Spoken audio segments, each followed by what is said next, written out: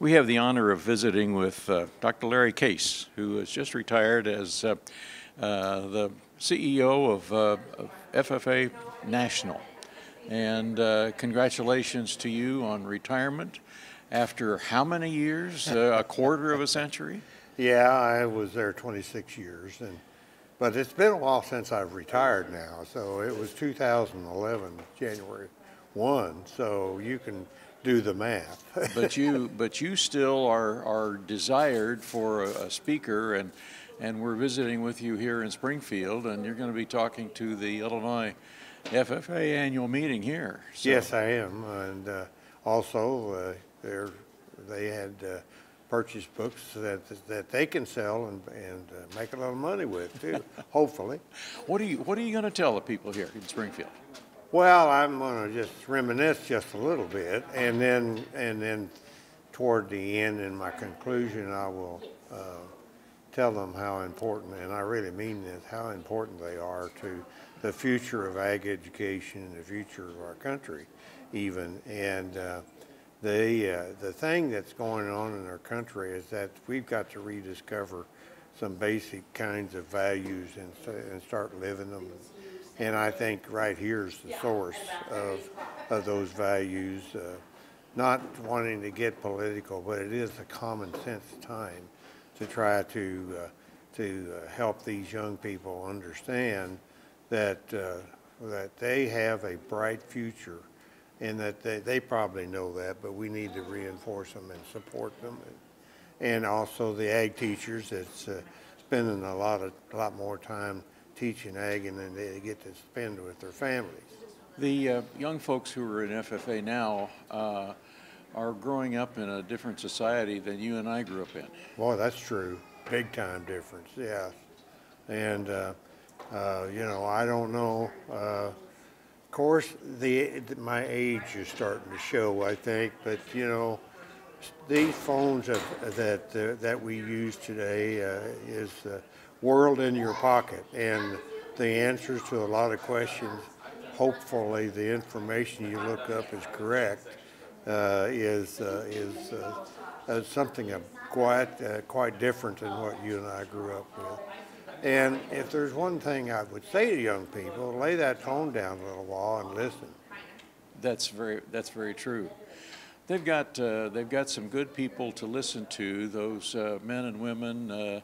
Young folks, older folks who are their FFA advisors. Yes. And those are a cadre of people that are very, very adept at solving their problems. Yes, and what I think we do in agricultural education is that we build their self-confidence by challenging them to get up on their feet and speak, for example, and to try things that we try to teach them in the classroom, try them on their own projects or in their own projects. And we've got so many different broad projects anymore that that's going to fit about any young person that wants to give it a shot. So, what are some of those that you think are really novel that have come out since in the recent years? Well, anyway?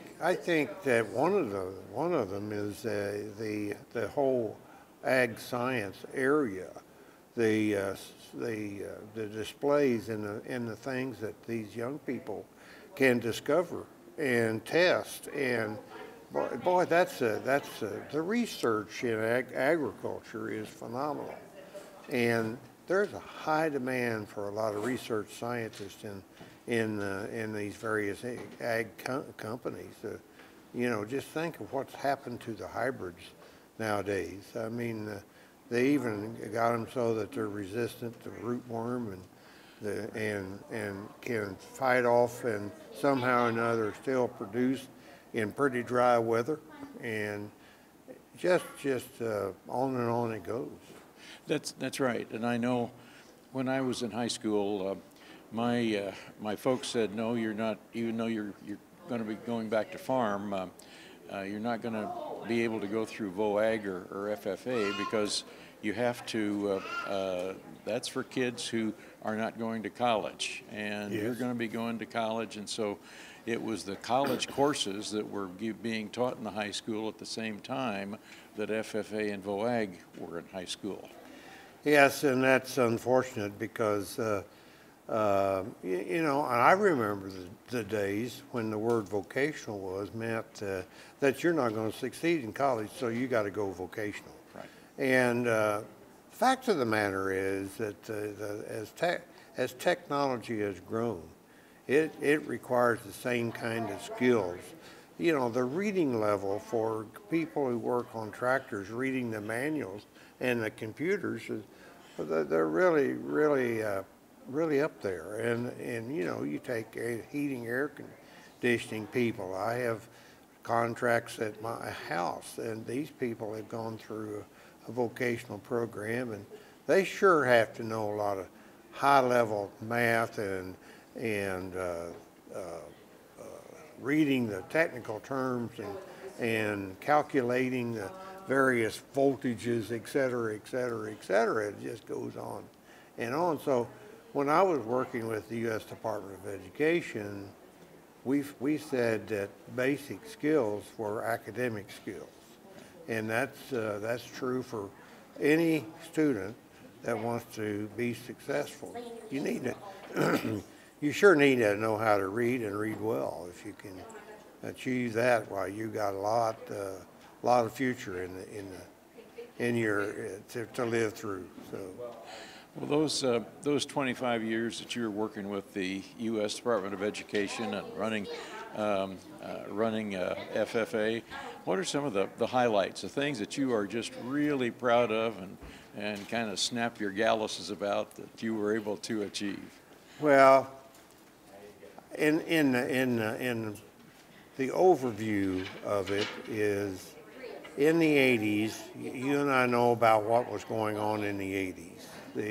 There was a depression in agriculture, and as a result of the Fed's raising interest rates high because they had to control inflation. Inflation was rampant. So I think I'm most proud of the idea that, well, I want to back up with one more piece of information. Not only were farmers having a hard time and many of the farms were lost, they didn't want their kids taking ag education. And our enrollments went down, down, down. And I said to myself when I was in that position that we're going out of business pretty fast. And we have to think about this thing and figure out how we can maybe broaden our instructional program to attract a different set of kids other than just farm kids. And still yet today, there's a lot of people think that's all we do is to teach farming. Well, that's all well and good to a degree. However, it takes a lot of occupational skills in the input side of agriculture, meaning farming, and the output side to get the food to the table. There's tons of occupations in that arena, and so we were successful, I think, in broadening the instruction to include. Well, we designed. We meaning the U.S. Department of Education, and I was part of this team that designed career clusters with pathways. And a career cluster in ag, food, and natural resources was one that we worked on and had, well, depending upon the debate, either 8 or 7 or 8 pathways. And the one that was debated was biotechnology as a pathway versus it being included in the other 7, which you can argue that both ways. And so there were many activities that we did that helped people see that we can use agriculture to teach science, for example. We can use as a matter of fact, that's basic to a lot of the occupations is you know, plant and animal science are two the pathways. And then you have ag mechanics and engineering and that kind of thing. And you have the horticulture areas and lots of different areas. So I would say in a sentence, I think my proudest moment is that we were able to broaden the instructional program to attract a diverse set of students that today we're over 1 million students in FFA. Speaking of diversity, it broadened to the point where a young fellow from Illinois, African American by the name of Corey Flournoy, was national president. And then a few years ago, a young African American lady from California was national president. She was just a firecracker, and it's attracting students from all walks of life. Yes, and Corey happened to be from the Chicago Ag School of Ag, or the School of Ag Sciences in Chicago. Right. So that's another example. Now, by the way, that school did start when I was National FFA advisor, and the principal come and visited me. And just a side story here, I told her, it was a her, I told her, I said, what you do is go out and hire the best ag teacher in Illinois and work with that person, whether it's male or female, and set up a curriculum, because they know the elements of the pedagogy of agricultural education. It's taught differently than for perhaps you teach math or science or English, or it's just a different pedagogy. And so she did that, and it's been quite successful. She's been very successful. And I remember interviewing her before they got the classes started, and I thought, how is this really going to work in Chicago? And boy, was I fooled. Well, and they had, I've forgotten how many they had to turn away. Right. They had, I guess it was a magnet school. I think that's what it was. Anyway, they had tons of kids they couldn't serve because they didn't have room. That's right. That's right. You have put together a book that you published, and I can't wait to take a look at it sometime. Tell me about the book and what it contains and why people need to pick it up. Better be careful. I'll be spending too much time here.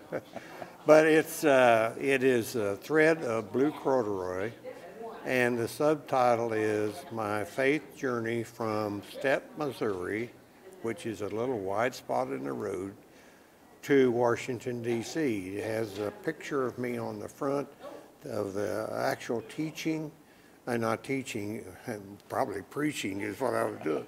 I was on the stage at the National FFA Convention, and of course over on the other side is Washington, D.C., but the background of it is my blue corduroy jacket, and you turn it around to the back, and the back of my jacket is on the back side. So why a thread of blue corduroy? I answer that in the introduction, and it's because that is a symbol of, for me, a symbol that agricultural education and FFA has had an influence on my life from the 6th grade clear up to now, and I'm an old man now, and that's the thread of blue corduroy that I talked about and explained in the introduction. The faith journey piece, I'm a strong believer in God and follow Jesus Christ as my personal Savior.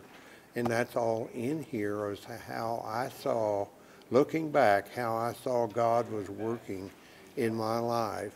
And I was attempting on my own to take a different route, and it was turned around and said, no, you need to do this. And every job change that I had, that's one thing. And the second thing I would say was the mentorships that I had throughout. My ag teacher, I had a state supervisor that probably through the grapevine, heard that he told this person that he helped Case get every job he ever had. And he basically did. And of course, there was a mentor of mine at the U.S. Department of Education and happened to be my neighbor. So it's a faith journey story. It has some detail that if people are not interested in ag education, it may be a hard piece for them to read on that part. But chapter 6 is the stories and what we did in the 80s to turn agricultural education around. And the rest of it, I've got some stories. I got a chapter entitled Moments to Remember, and that's stories that I didn't incorporate anywhere else, had no chronological chronological sequence at all, just stories that I wanted to make sure people knew. And then the last chapter is a testament or in recognizing 3 men in my life as mentors. And so I've been getting good feedback from the people who've read the book. It's certainly a broad-based book. But it is about my life, and I always hesitate to talk too much about me, but I guess I get talked to quite a bit about me in this book. So I hope that if people want to get a copy. How do they do that? Well, there's a bookbaby.com, B-O-O-K, baby, it's one word, .com, and you can type in store and type in either my name or the name of the book, and it'll pop up. That's the publisher that I use. Okay. And it's a self-published book, but they provide the services. The other place is you can go get it on Amazon.com, okay, and just type in my name or the title of the book, and it'll pop up. If you got,